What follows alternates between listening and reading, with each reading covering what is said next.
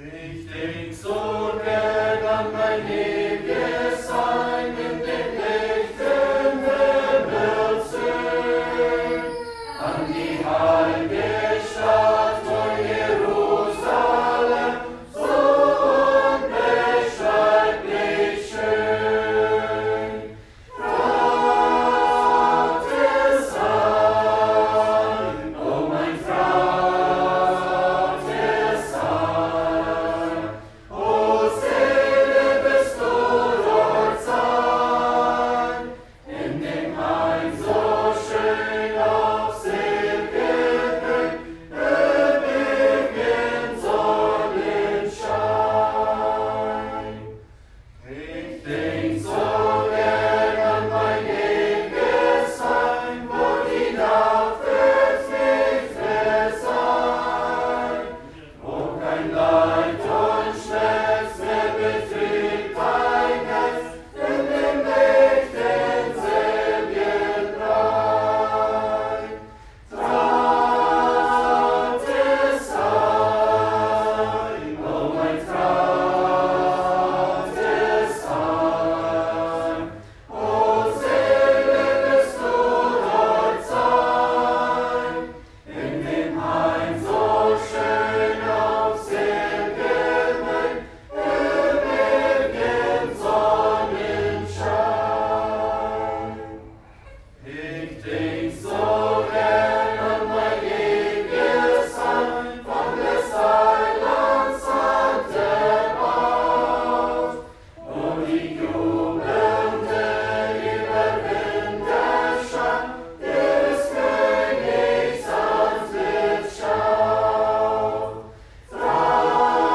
Vater sein, oh mein Vater sein, oh Seele bist du dort sein, in dem Heim so schön auf Silberberg, ewigen Sonnenschein.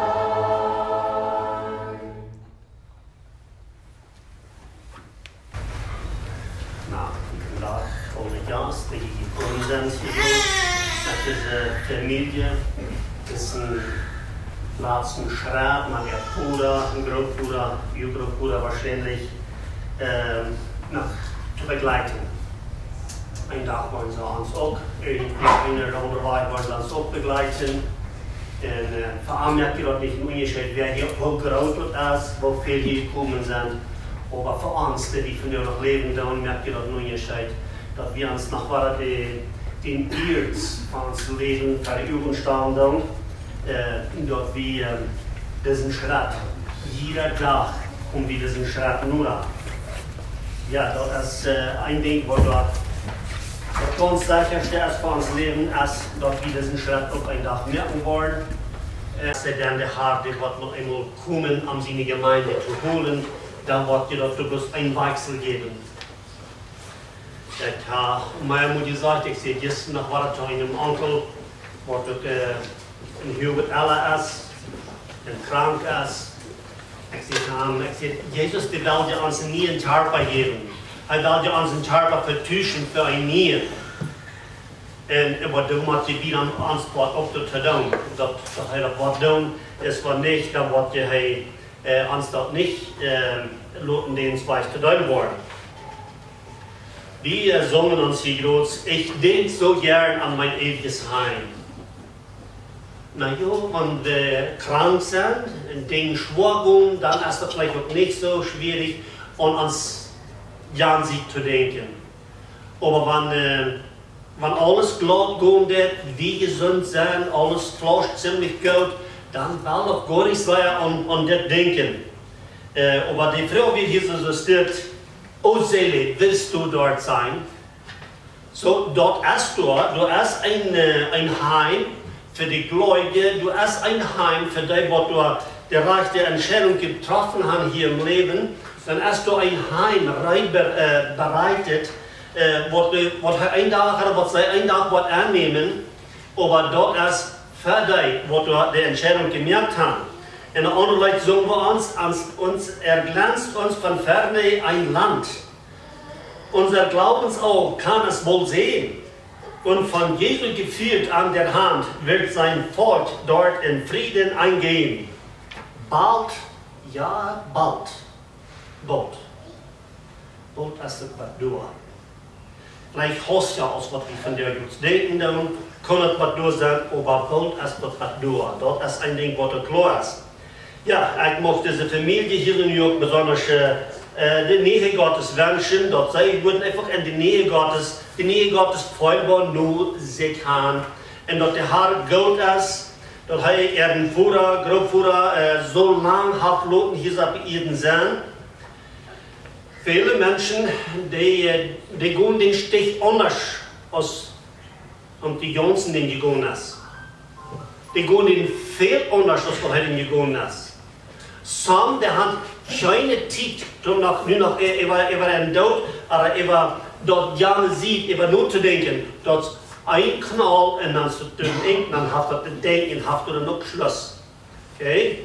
Die andere waren, die waren krank und die waren immer kranker. Und sie sehen dort ihr Leben dort nimmt auf, dort wird schlimmer. Der Zustand, die kann nicht frisch gesund werden, sondern jaftet ab. So eine Menschen ist dort, der hat dann scheinbar, wandert die ganze Stadt nach, die kann sich einfach nennen, das ist nicht der Schritt, wo ich begonnen. Wie der von dir, ein Sprichwort geht ungefähr so steht, wie der von dir frisch und rot sind, morgen vielleicht gar krank, tot oder nicht, krank oder gar tot. So dort kann so sehr kann es dort ändern. Und du, wenn sagt der Mann Mose, diesen Zweig, du im Psalm 90, er hat das auch bekehrt. Das Mose, der hat gelebt mit stofflichen Menschen, so wie von der da. Und er hat vieles gesehen, wo Mensch, die Hinfälligkeit von den Menschen. Er hat gesehen, obwohl verschiedene Schäden von der Ehe, hat er auch gesehen. Und dann sagt er, hier ist der, und das sagt der Überschrift, sagt, ein Mann, falsch eins sagt, ein Gebet Moses, des Mannes Gottes. Er wird ein Mann Gottes, das Mose, und er kickt, wenn er das alle beobachten, wo die Hinfälligkeit von den Menschen wird, dann noch einmal sagt der Herr Gott, du bist unsere Zuflucht, für und für. Er sagt das, und wahrscheinlich wird er auch sein Leben gesehen haben, wird aufnehmen, er wird auch gesehen haben, dass sein Leben, die Glocke, der Raum, wo sich auf. Und dann sagt er mir einmal, jeder Gott, der anerkannt, und sagt der Herr Gott, du bist unsere Zuflucht. Du bist der, und dem ich mich holen darf. Du bist der, was du für immer durchgewasst hast. Ehe dass die Berge wurden und die Erde und die Welt geschaffen wurden, bist du Gott von Ewigkeit zu Ewigkeit. So, der Heiligkeit checkt das mal immer von dieser Grund an. Gott, du bist hier was Fostet, du bist der steht, du bist der, was du von Ewigkeit her gewasst hast. Und dann sagt er wieder, was passiert dann? Der du die Menschen lässt sterben. Der du die Menschen lässt sterben. Und das Sterben, dort der uns noch war drei erinnern an den Sündenfall.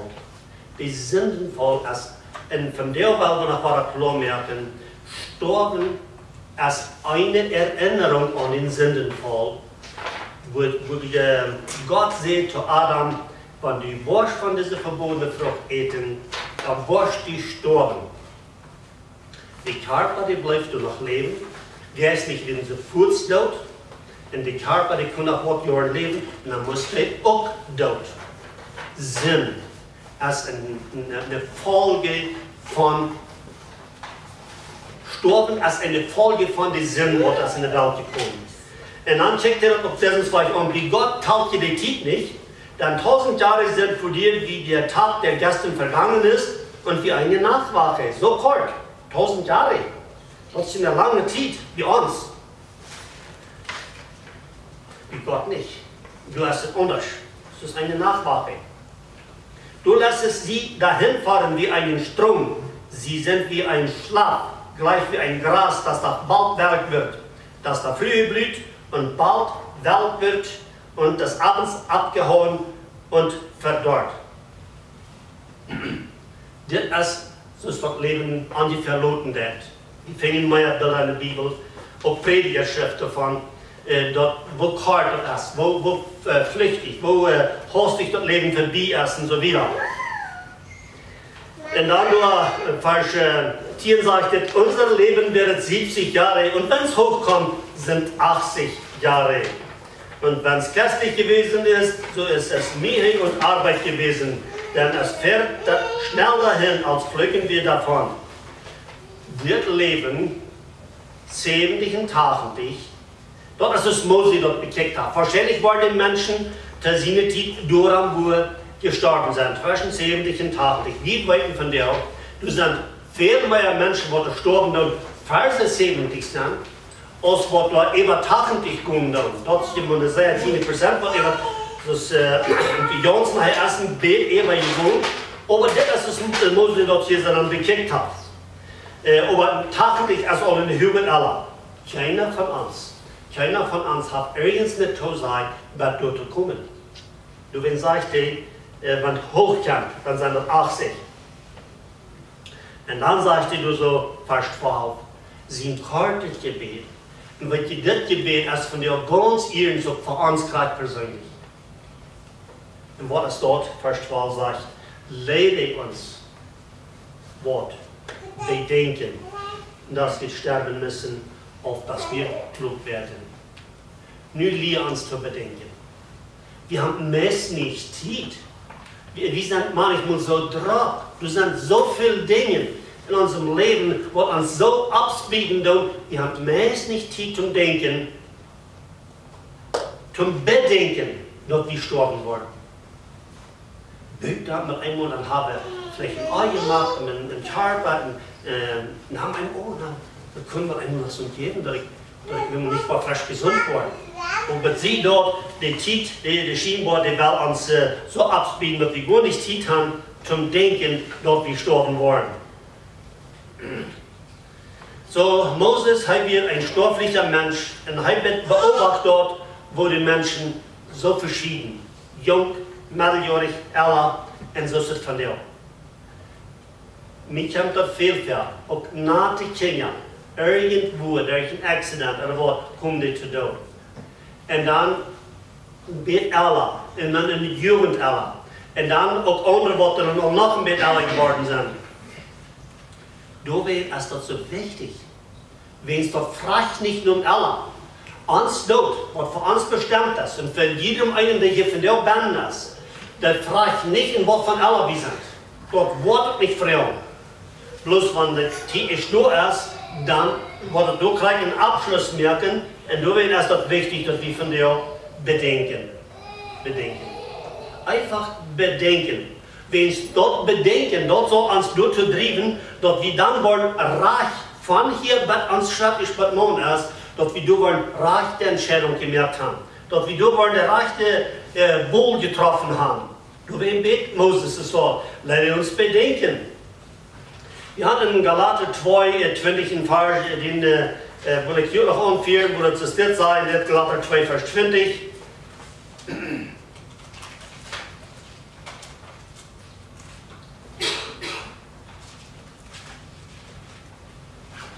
Wo das zitiert sagt, wann wir diesen erreichten Entscheidung gemerkt haben, wann wir mit den Leuten mitgestimmt haben, dort, wir kicken nur ans Heim, ans trautes Heim, wo wir haben wollen, da muss ein Ding fertig passiert sein. Und dort ist das hier so in Galater 2, Vers 20 sagte, ich lebe aber, doch nur nicht ich, sondern Christus lebt in mir. Darum, was ich jetzt lebe im Fleisch, das lebe ich in dem Glauben des Sohnes Gottes, der mich geliebt hat und sich selbst für mich dargegeben. Das Leben muss uns stattfinden. Christus, dort wird eigentlich noch leben, dort Christus in mir leben wird. Und wenn Christus in mir leben wird, dann gehe ich über nur diese Heimat, diese wo ich Boot, wo ich antragen.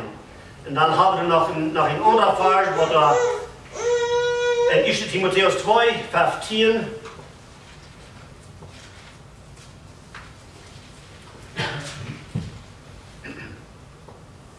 Kapitel 1, Vers 15 sagt es, das ist gewisslich wahr und ein teuer wertes Wort, dass Christus Jesus gekommen ist in die Welt, die Sünder selig zu machen, unter welchen ich der Vornehmste bin. Das ist Paulus hier und Timotheus geschrieben hat, wo Jesus Christus gekommen ist.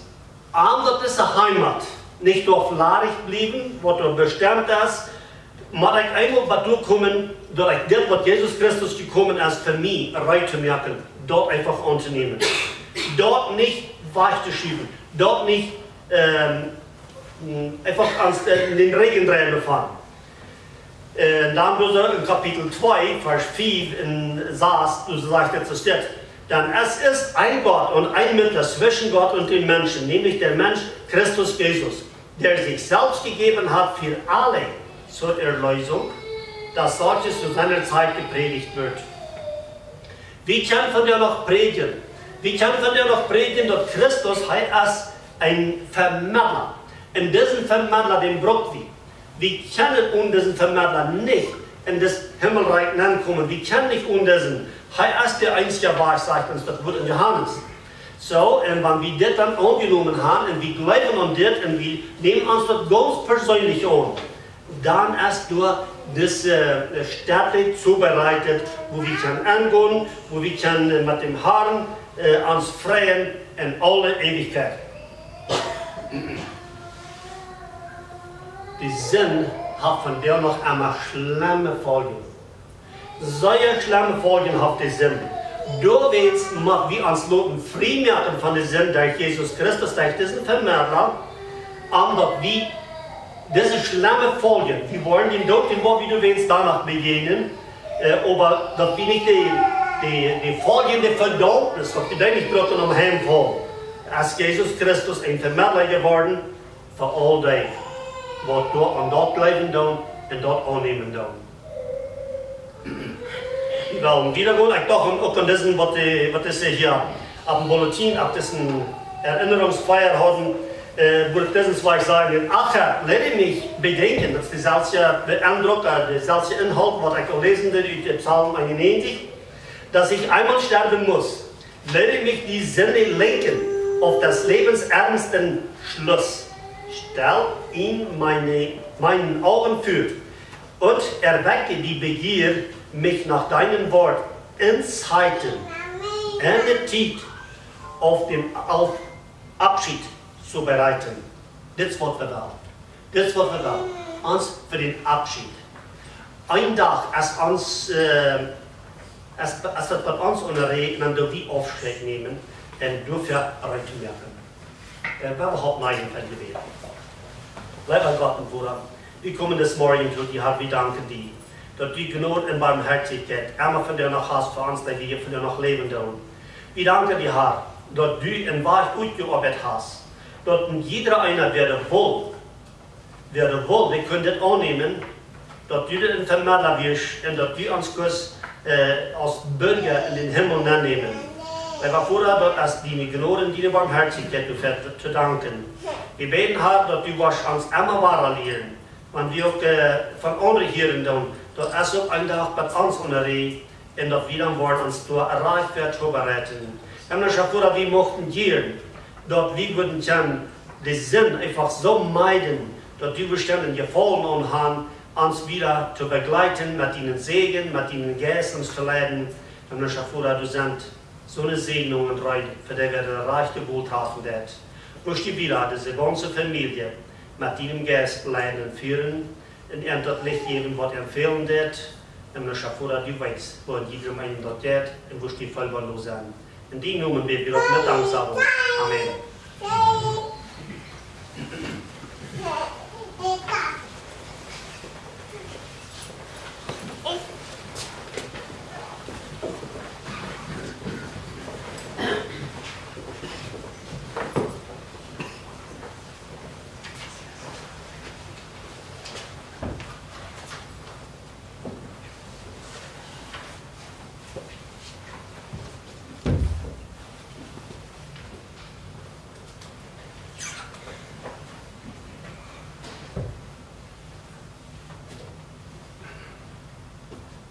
Dat nächste Leute, was wir hier singen werden, das haben das von den Insassen gehört, dass heute Freitag jeden Abend, oder ja Freitag noch gesungen haben.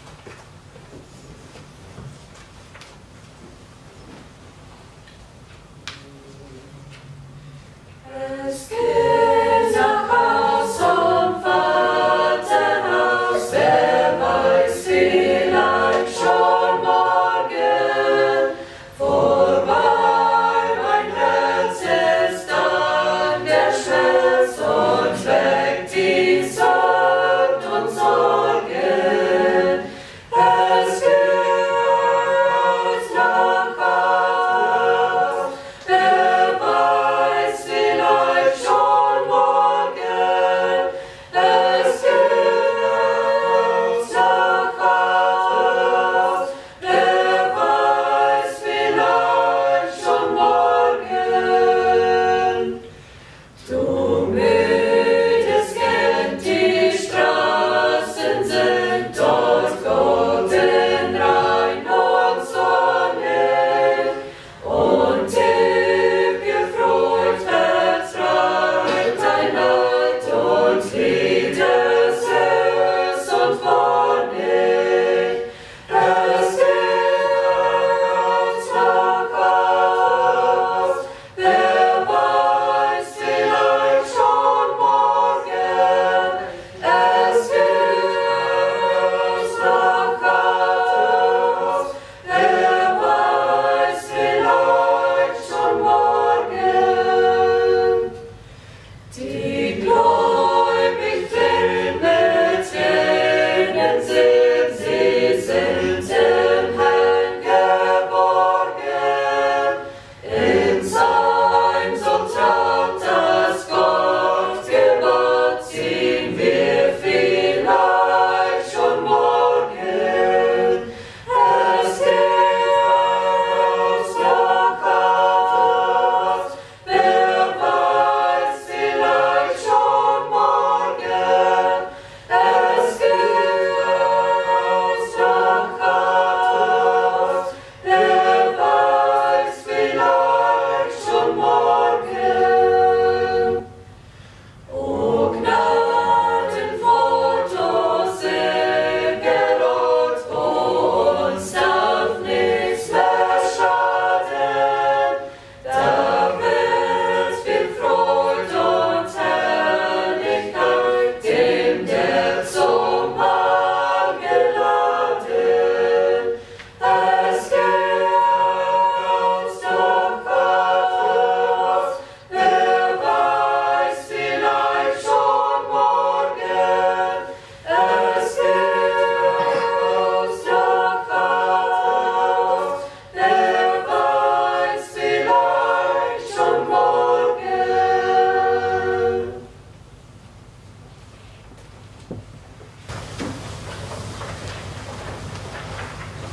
Ja, guten Morgen. Ich bin auch in iedereen welkom heute, dat je gekomen is. Er is een feier hier. Sonst ist es dort interessant, wenn diese Leute es dort am letzten Tag noch gesungen haben.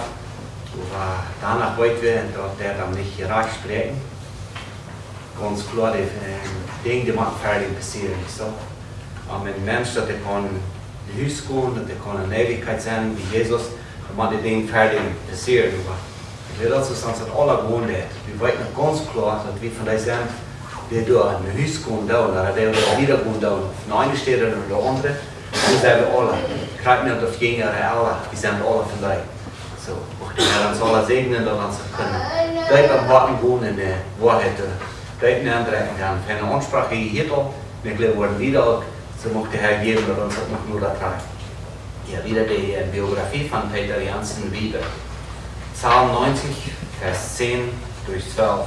Unser Leben wäre 70 Jahre und wenn es hochkommt, so sind es 80 Jahre und wenn es köstlich gewesen ist, so ist es Mühe und Arbeit gewesen. Denn es fährt schnell dahin, als flögen wir davon. Lehre uns bedenken, dass wir sterben müssen, auf dass wir klug werden.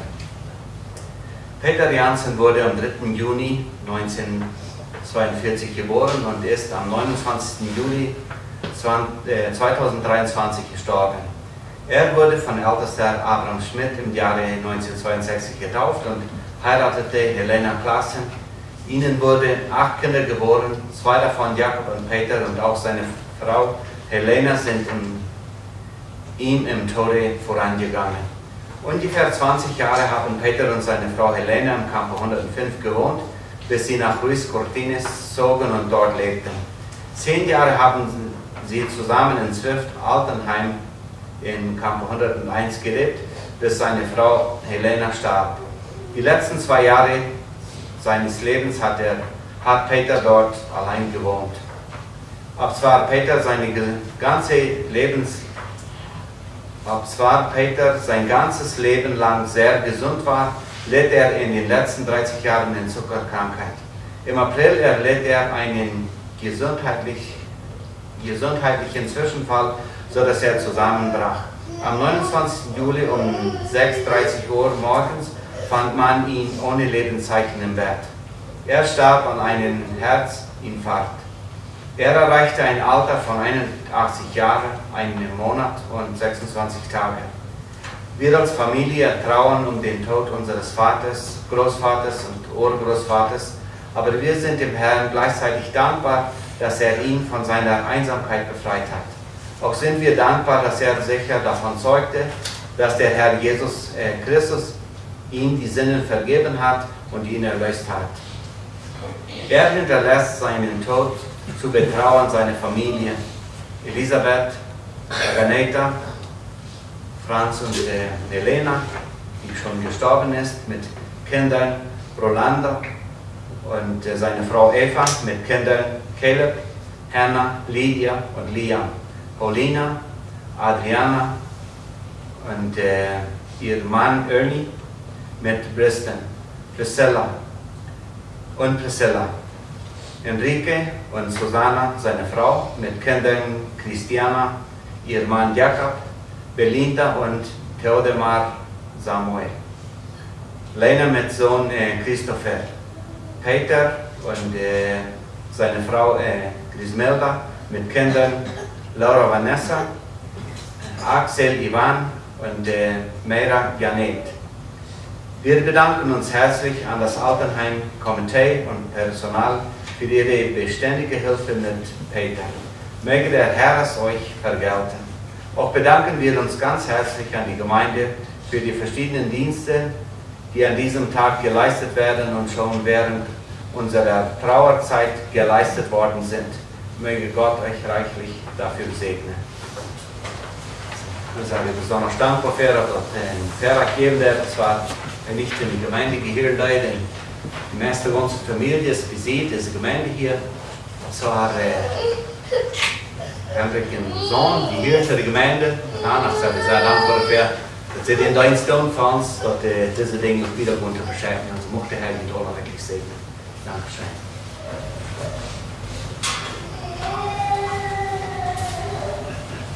En esta tarde, con la familia en luto acá, es un momento especial, yo creo, para ver qué nos dice la Biblia en momentos como estos. Cada vez cuando muere alguien, un familiar cercano, otra vez nos preguntamos, pues el cuerpo allí está, ¿verdad? Lo vemos, pero él, el alma, ¿en dónde está, verdad? Nadie de nosotros que estamos aquí hemos estado allá, por eso estamos aquí, ¿verdad? Y el momento que pasamos, que estamos trasladados para allá, ya no regresamos para platicar de lo que hubo. Entonces es muy importante ver las instrucciones, ¿verdad? El instructivo, la Biblia, para prepararnos, porque en nosotros sabemos, sin haber leído la Biblia, sabemos que hay un más allá, hay algo detrás de esta vida, lo sentimos, es parte de lo preprogramado del humano que Dios puso la eternidad en el hombre, así lo dice Proverbios. Significa que sabemos que algo hay y que busquemos mientras vivimos a ese Dios. Entonces quisiera yo hacer una pequeña reflexión sobre un pasaje bíblico en el Evangelio de San Mateo. allí en el capítulo 18, Pedro, el apóstol Pedro, uno de sus discípulos aquí, después apóstol, le hace una pregunta a Jesucristo, donde él vivía acá en la tierra. Dice así: entonces se le acercó Pedro a Cristo y le dijo: Señor, ¿cuántas veces perdonaré a mi hermano que peque contra mí? Entonces le preguntó a Jesús. Sabemos que el número 3 es especial, y las cosas buenas o una amonestación eran 3, y así muchas cosas eran 3. Era número de insistencia, número de confirmación, número importante. Pero él no preguntaba eso, él dijo: ¿cuántas veces perdono? Y preguntó así: ¿hasta 7 veces? ¿Es suficiente 7 veces? Entonces dice así el versículo 22: Jesús le dijo: no te digo hasta 7, sino aún hasta 70 veces 7.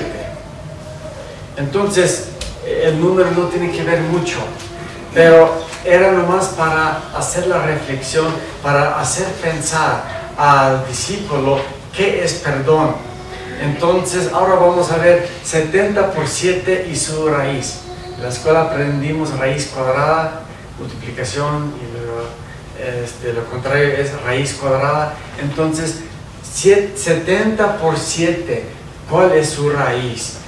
Si Cristo daba esa respuesta, ¿qué tiene que ver? ¿Qué significa? ¿Por qué Dios dijo esto? Entonces yo supongo que los discípulos estaban perplejos, no sabían qué pensar. Bueno, ahora, ¿qué significa 490 veces? ¿Qué quiere decir esto? Entonces sigue explicando esto, pero aquí vemos que él quería saber los límites del perdón al prójimo. Pedro, acá el discípulo, como se ve a sí mismo como una persona buena. ¿Cuántas veces debo perdonar al prójimo?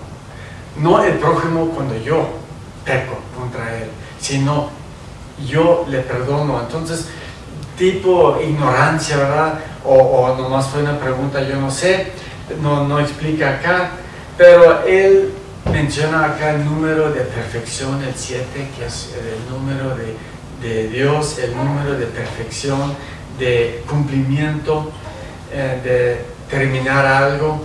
El 7 lo vemos mucho, lo encontramos mucho en la Biblia y más en Apocalipsis. Entonces, como si Pedro se da una imagen piadosa, en otras palabras, y ahora vamos a ver qué responde Cristo hablando del perdón, la raíz del perdón verdadero. Dice así, 23, Mateo 18, 23: por lo cual el reino de los cielos es semejante a un rey que quiso hacer cuentas con sus siervos, y comenzando a hacer cuentas, le fue presentado uno que le debía 10,000 talentos. A este, como no pudo pagar, ordenó su señor venderle y a su mujer e hijos y todo lo que tenía, para que se le pagase la deuda. Pagara, lenguaje antiguo. Entonces aquel siervo, postrado, le suplicaba diciendo: Señor, ten paciencia conmigo y yo te lo pagaré todo. El señor de aquel siervo, movido a misericordia, le soltó y le perdonó la deuda. Pero saliendo aquel siervo, que le borró la cuenta, halló a uno de sus consiervos que le debía solamente 100 denarios, y haciendo de él, lo agarraba, lo apretaba, le ahogaba diciendo: págame lo que me debes. Entonces su consiervo, postrándose a sus pies, le rogaba diciendo: ten paciencia conmigo y yo te lo pagaré todo. Mas él, el primero, no quiso, sino fue y le echó en la cárcel hasta que pagase la deuda o pagara. Viendo sus consiervos lo que pasaba, se entristecieron mucho y fueron y refirieron a su señor todo lo que había pasado. Entonces, llamándole su señor, le dijo: siervo malvado, toda aquella deuda te perdoné porque me rogaste. ¿No debías tú también tener misericordia de tu consiervo como yo tuve misericordia de ti? Entonces su señor, enojado, le entregó a sus verdugos hasta que pagara todo lo que le debía. Así también mi Padre Celestial hará con ustedes si no perdonan de todo corazón cada uno a su hermano sus ofensas. La pregunta es: ¿cómo debo yo perdonar al prójimo? Pero Cristo acá, con la parábola que nos está dando, está mostrando la raíz, la fuente, de dónde viene el perdón. ¿Qué es perdonar? Si yo debo perdonar 490 veces, que nomás fue un número, significa sin fin. Entonces, ¿cómo es posible? ¿De dónde viene ese perdón? Aquí lo está explicando. Este rey que está mencionando es Dios, Dios el Padre, que envió a Jesucristo. Es el rey. Los siervos somos nosotros, tú y yo, somos estos siervos. Y los consiervos somos todos los que vivimos acá en el planeta. Ahora, dice acá que quería hacer cuentas y no tenían con qué pagar. El primero debía 10,000 talentos. 10,000 en muchas ocasiones es un número nomás para expresar algo muy grande, algo que casi no se puede contar. Pero si lo convirtiéramos en un número de hoy en día, entonces un talento son 6,000 salarios. 6,000 salarios. Y eran 10,000 talentos. Significa 10,000 por 6,000, hablamos de 60 millones de salarios mínimos. Y el salario mínimo hoy es 207 pesos, digamos 200 pesos. Entonces, ¿de qué hablamos? 1.200.000 millones de pesos. Y luego con sus intereses, nunca se puede. Si esto fuera el número, hablaríamos de ¿qué? 200 a 500,000 pesos diarios de puros intereses. Entonces, para un siervo es imposible pagarlo. Con esto, Jesucristo quiere expresar que lo que debemos ante Dios no se puede describir, no se puede calcular, es sin fin, es infinito. Pero como no pudo pagar, Él dijo: ten paciencia y te pago todo. Bien sabía, yo creo que no pudo, pero mostraba que voy a hacer lo mejor posible. Pero nunca iba a ser posible. Entonces Él, movido a misericordia, dice acá, movido, este rey, este Señor, es Dios. Así fue, movido a misericordia. Y esto ya antes que creó al hombre, ya estaba movido a misericordia, porque antes de crear al mundo y antes de formar y de crear el primer hombre, Adán, y su esposa Eva, ya había hecho ese plan de salvación antes de hacerlo, porque supo lo que iba a pasar con nosotros. Entonces vemos acá cómo es Dios el Padre, misericordioso, lleno de gracia. Misericordia no es suficiente para describirlo, es gracia, es mucho más allá, pero aquí en el ejemplo leemos misericordia. Entonces el carácter de Dios, aparte de su santidad, se puede mover a misericordia, gracia. Tiene un corazón muy blandito, muy blando. Entonces dice acá que le perdonó doble, que le borró la cuenta y lo dejó libre. Qué bonito ejemplo, la situación en que nosotros estamos. Condenados a muerte, dice Romanos, todos desde el nacimiento, bueno, hasta la concepción. Dice el salmista que fue en pecado.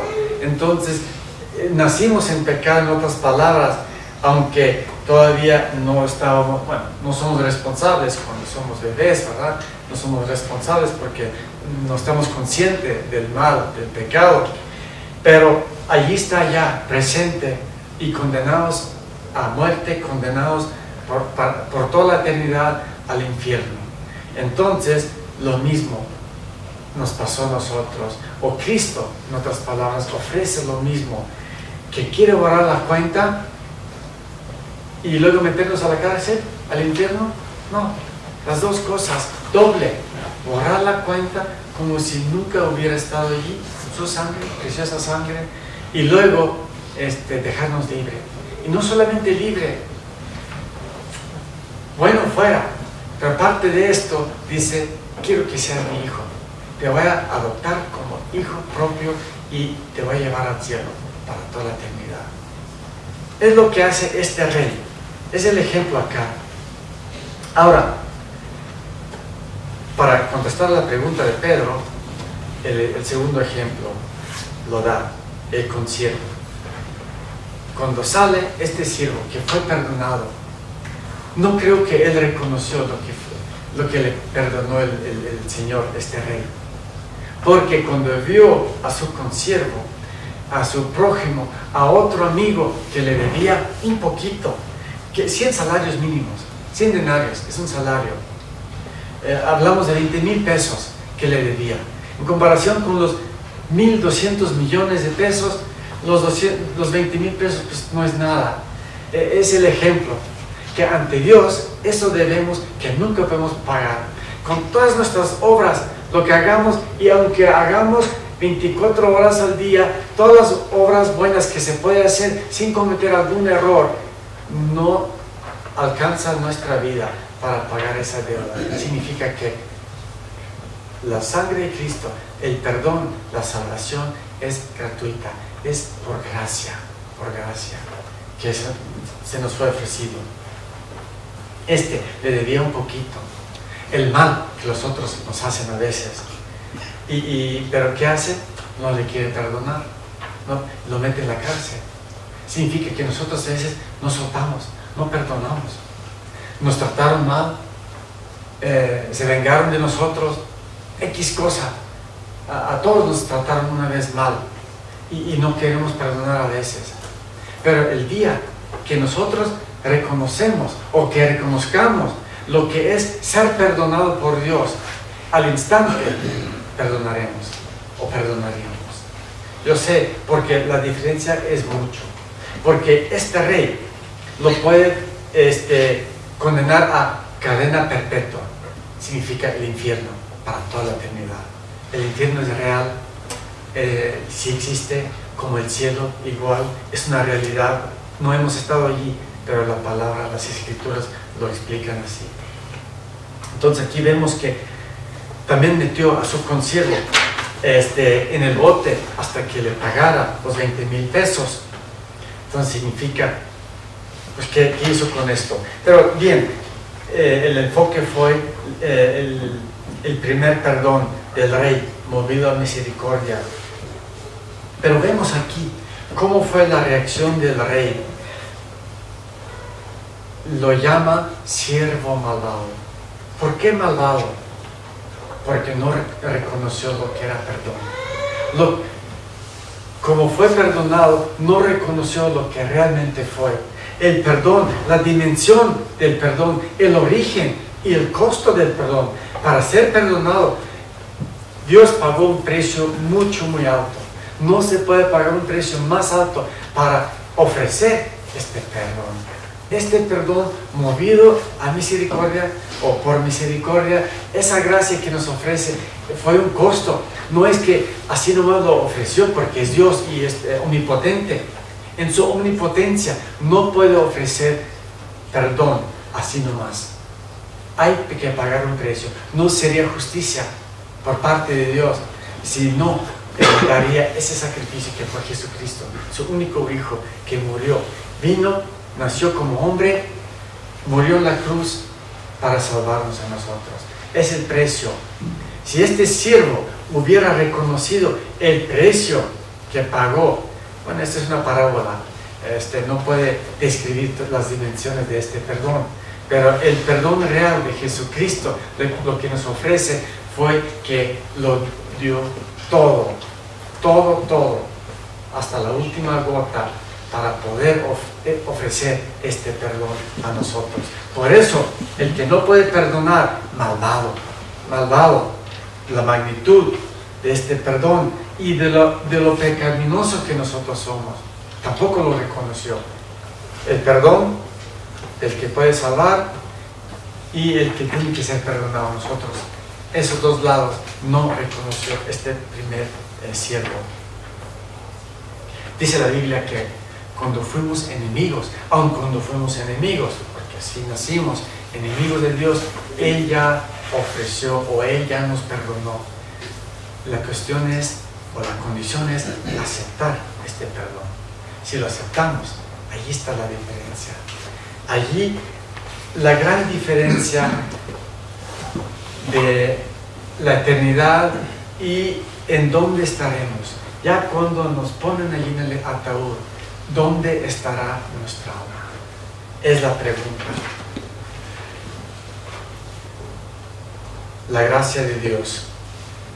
Dice acá que este consiervo lo entregó a los verdugos. Los verdugos son los que castigan. Los verdugos no matan, no ejecutan, sino no terminan con la vida, sino atormentar, como dice acá, para ser atormentado hasta que pagara. Y como nunca puede pagar, porque está en la cárcel, pues por toda la eternidad será atormentado allí. Eso significa, ya sabemos, el infierno. Entonces, la vida y la muerte en la eternidad depende del perdón de Dios, lo que Él ofrece, lo que Él ofreció a este primer siervo, es lo que Él ofrece a todos nosotros. Él es lo que hoy nos ofrece todavía, este perdón que borra la deuda que debemos, que nunca, jamás podremos pagar y que nos dejará libres. Significa vida eterna, nos dará vida eterna. Hoy se hace esa decisión porque en el ataúd ya es tarde. Por eso hoy, para los que vivimos, está esa oferta, la única oferta, el perdón de Dios para ser libres y para que se borre la deuda que tenemos con Dios. Que Dios bendiga esas palabras. Es algo que Dios nos ofrece por su gracia. Dice Efesios, quiero leer ese versículo para concluir. Dice así Efesios 2,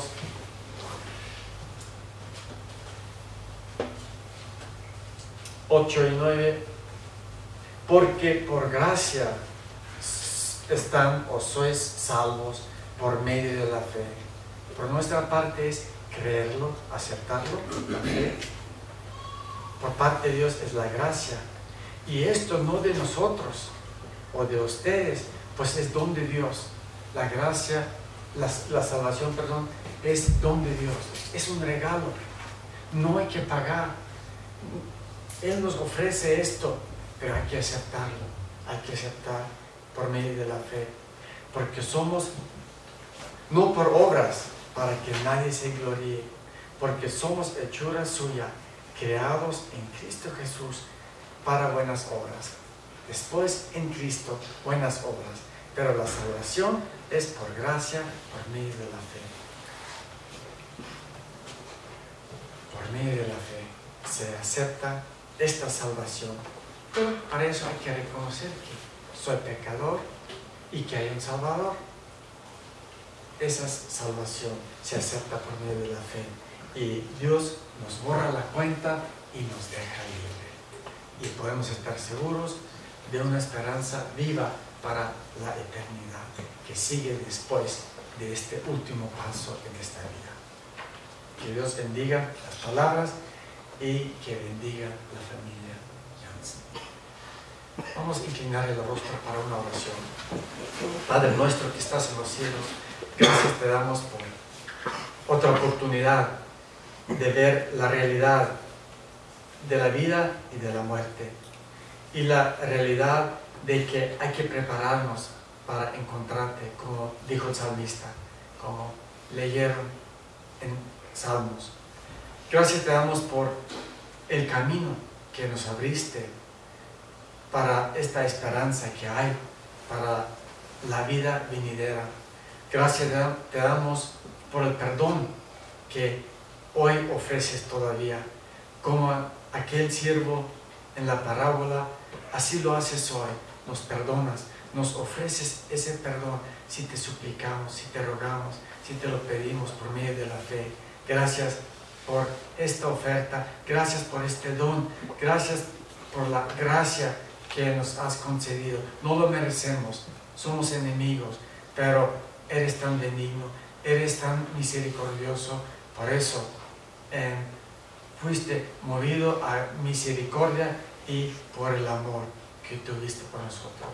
Gracias te damos y te pido que tú bendigas este día y el resto de la ceremonia. Amén. Muy bien, vamos a concluir acá con otro canto y les pido guiarnos con otro canto y luego procedemos al entierro del cementerio. Por favor.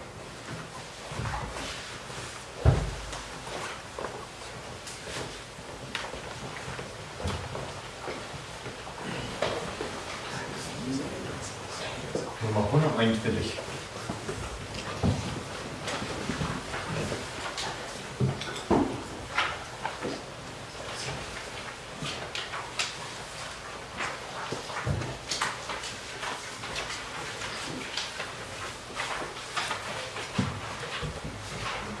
Nummer 141, número 121 del libro rojo.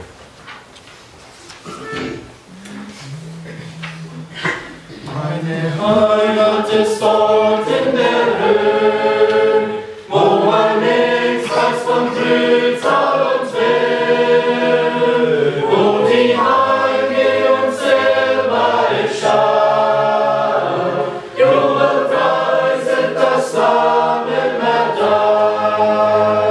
In der Höhe, in der Höhe, meine Heimat ist dort in der Höhe, in der Höhe, in der Höhe, in der Höhe, meine Heimat ist dort in der Höhe.